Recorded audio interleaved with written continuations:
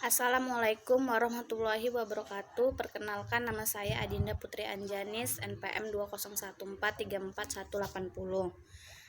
Saya akan mempresentasikan hasil kerja saya, yaitu keterampilan berbahasa produktif di kelas rendah.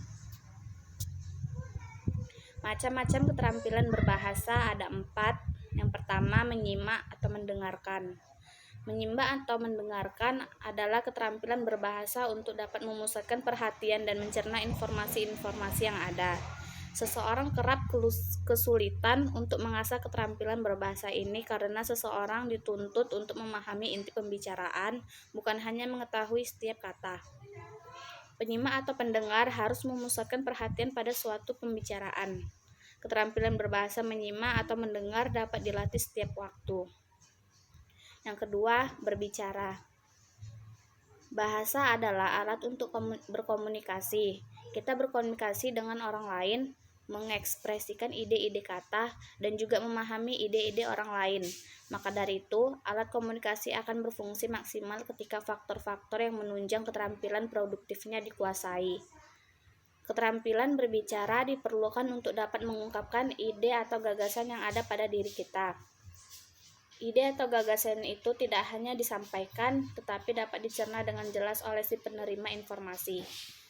Bagaimana caranya menyampaikan ide atau gagasan dengan baik?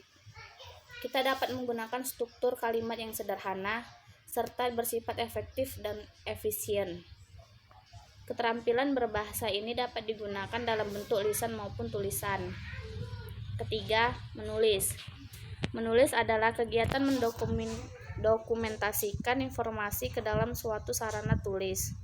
Dengan berkembangnya media sosial, hampir semua orang menuliskan kegiatannya sebagai bentuk ekspresi diri. Tak salah lagi, keterampilan menulis kini tampak dianggap sebagai keterampilan berbahasa yang paling perlu dikuasai. Tulisan yang bagus adalah tulisan yang mudah dicerna melalui penggunaan kalimat-kalimat yang sederhana, efektif, dan efisien. Ketika seseorang dapat dengan mudah memahami pokok bahasan suatu tulisan, maka tulisan itu dapat dianggap bagus karena ditulis dengan terampil.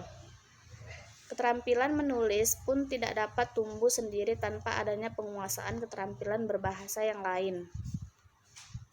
Keempat, membaca. Membaca adalah keterampilan dalam memahami.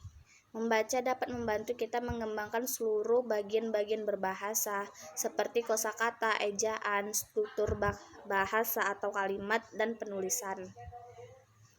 Membaca mampu meningkatkan intuisi berbahasa dengan cara yang sesuai.